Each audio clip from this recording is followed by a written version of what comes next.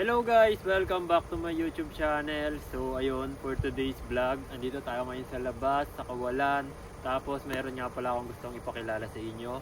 Pero bago yan guys, gusto ko lang kayong batiin ulit na kamusta kayong lahat dyan. Sana nasa maayos kayong kalagayan. At andito pa rin naman tayo ngayon, bumubuo pa rin ang mga pangarap natin.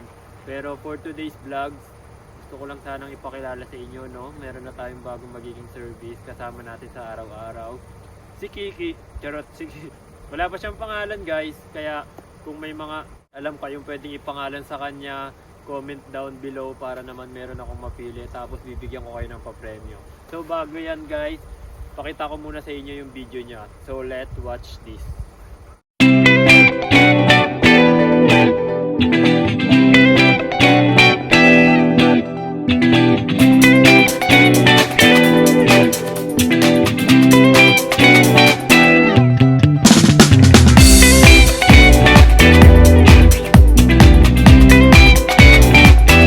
Hello guys, so ayun, nandito na tayo sa loob ni Kiki, si Kiki Delana, charot.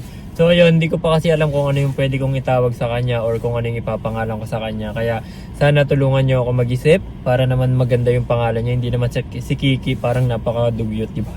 Pero yun nga, so nakakatuwa lang kasi after 1 year ng pagtatrabaho natin dito, after 1 year ng pangangarap natin na magkaroon ng isang sasakyan. Thank you God for this opportunity and for this liability, di ba? Siyempre bayarin pa rin to kahit papaano. Pero yun nga, kasi dito sa Canada guys, hindi naman siya luho lang. Kumbaga magagamit mo siya talaga sa pang-araw-araw, sa everyday mong pagtatrabaho. Kasi iba pa rin yung may sasakyan ka kahit papaano malaki yung time na masisave mo. Tapos bukod doon kung may plano kang mag double job, di ba? Malaking tulong din to kasi magkakalayo talaga yung mga lugar dito sa Canada. Unless nasa big city ka. Dito sa amin kasi ang lalayo talaga. So yun nga, gusto ko lang ipakita sa inyo kasi guys, grabe nakakatuwa. Dati nangarap lang din naman ako magkaroon ng sasakyan.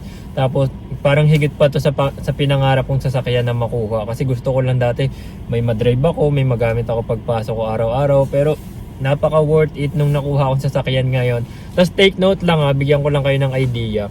Kung balak nyo palang kumuha ng sasakyan, kasi nung bago pa lang din naman ako dito, talagang nangarap na rin ako magkaroon ng sasakyan. Nagtry ako mag-apply, nagtry akong kumuha sa mga ibang dealership. Pero guys, isa lang sa napansin ko, pagka bago ka lang pala dito sa Canada, medyo mahal pa yung price na ibibigay nila sa'yo or yung interest na makukuha mo. Unless magkakas ka, makakakuha ka pa ng discount. Pero kung ipapasok mo siya ng hulugan o installment, kung ipapasok mo siya sa ganun, malaki yung interest na makukuha mo. Unlike pa pag naka more than 1 year ka na dito, mas mura. Kasi dati nag-apply ako, tapos pinaka basic lang yung in-applyan ko sa sasakyan nun. Napakamahal. Tapos unlike ito, nag-apply din ako ngayon, tapos parang same lang yung nakuha kong price or amount, pero ito mas mahal yung sasakyan na to and mas maganda and may mga advanced technology na siya.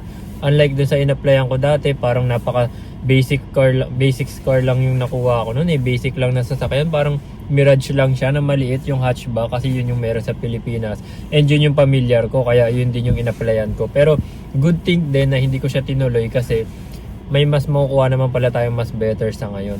So ayun guys, natutuwa lang ako kasi napaka high-tech nung sasakyan na nakuha ko. So gusto ko siyang ipakita sa inyo, gusto ko siyang ipakilala sa inyo. Para kung sakaling gusto niyo kumuha ng sasakyan, magkaroon din kayo ng idea. At isa din to sa mga pagpilian nyo para kahit papaano, may choices na rin kayo. So ayan guys, papakita ko sa inyo yung everyday point of view ko, no. Siyempre, ayan. Ito yung everyday point of view ko guys, kung makikita nyo. So yan. Diba napakaganda, napaka-class niya. Tapos ito guys, pakita ko lang sa inyo. Meron tayo ditong mga infotainment. So nakakatuwa na siya kasi LCD na siya. Kumbaga para kang may TV sa harapan. Nandyan na lahat ng hinahanap mo. Nandito yung ano, tas 'di ba sa Pilipinas kasi mahilig tayo mag road trip, mahilig tayo mag Waze. So hindi ko na kailangan gumamit ng cellphone or ng CP holder para lang may pang Waze ako. So ayan, ang ginagamit ko na dito ngayon, dito sa monitor na yan, may kita mo, ilalagay mo lang diyan kung saan yung lugar na pupuntahan mo, tas diyan ka na lang titingin-tingin, kahit pa paano mas safe pa, unlike kasi sa cellphone holder lang na nakakabit dati. So pwede siyang malaglag. So ayun, nakakatuwa lang kasi meron yan, lagyan natin sa home. May kita mo na rin dyan yung time na dati nahanap-hanap mo lang sa kanya. Charot. So ayan, meron time dyan. Tapos yun nga yung Waze, pwede ka rin magpatugtog ng music dyan. Tapos pwede ka rin connect dyan gamit yung cellphone mo. Pwede ka manood ng mga any movies, any Viva Max, or kahit anong gusto mong panoorin, makikita mo dyan. Tapos ayan, pwede ka rin sumagot dyan ng tawag para kahit papaano hindi mo na kailangan hawakan yung cellphone mo. Tapos yun nga, yung Waze yung pinaka-importante para sa akin dyan. Kasi sa Canada, hindi naman natin kabisado yung mga lugar. So marami tayong lugar na gustong puntahan. So big help talaga sa akin yung monitor na to. Tapos napaka-class niya pa, napaka-elegant niyang tignan. Parang ang social-social yung sasakyan na ginagamit ko. Parang dati nakikita ko lang to sa mga mamahalin na sasakyan. So ngayon nagagamit na natin siya, no? Tapos ito, punta naman tayo dito. Ito naman yung parang gauge niya. Ewan ko, gauge ba tawag doon? Yun. So ito guys, makikita mo yung gas natin, medyo marami pa siya. Ganyan pagbago yung sasakyan, 'di ba? Laging full tank. Ayaw natin naubusan ng gas. Sana hanggang magtagal, ganyan pa rin yung gas. Tapos ito yung kilometers na tinakbo ko.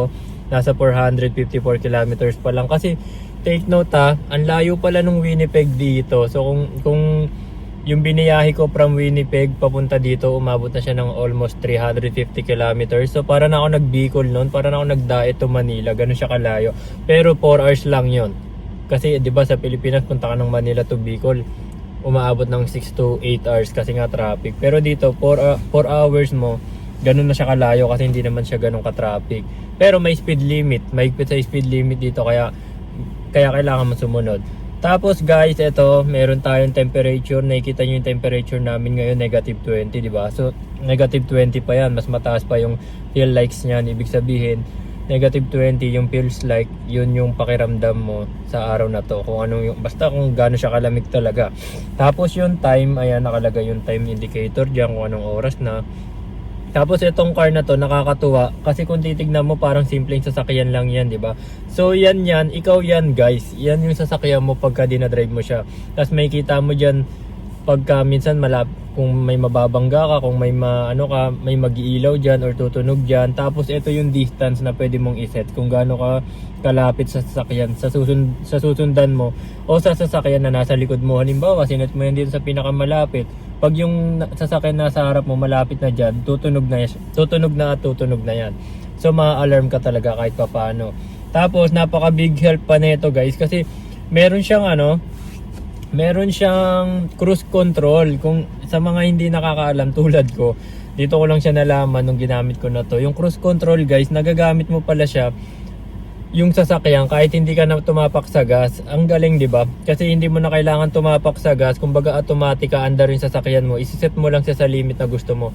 For example, isiset mo siya sa 75 kilometers. So yung max na tinatakbo niya 75 kilometers lang siya. Pero don't worry kasi hindi naman siya makatakaw aksidente kasi once na pinindot mo lang yung brake kahit konti lang, mawawala na yung cruise control. So kumbaga hindi na siya e-effect. So babagal na siya ulit kahit papaano. Kaya napakadali lang gamitin, napaka-useful lalo na kung sa malayo ka pupunta like dito sa Canada, ang bawat biyahe kung pupunta ka sa ibang province 4 hours to 20 hours. So 'di ba kung may cruise control kahit papaano mapapahinga mo yung paa mo, hindi ka na mapapagod, makakapagpahinga ka.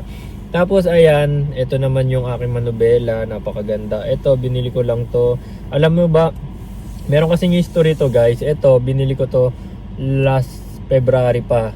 'Di ba umuwi ako ng April, dapat iuwi ko to sa April, kaya pala lagi ko siyang nakakalimutan kasi magkakaroon pala ako ng sasakyan dito. So ayun, nagamit ko naman siya dito. Tapos ito naman yung mga nilalaman ng manubela ko. Syempre yung number 1 Nissan logo natin. Tapos may airbag na rin yan sa loob.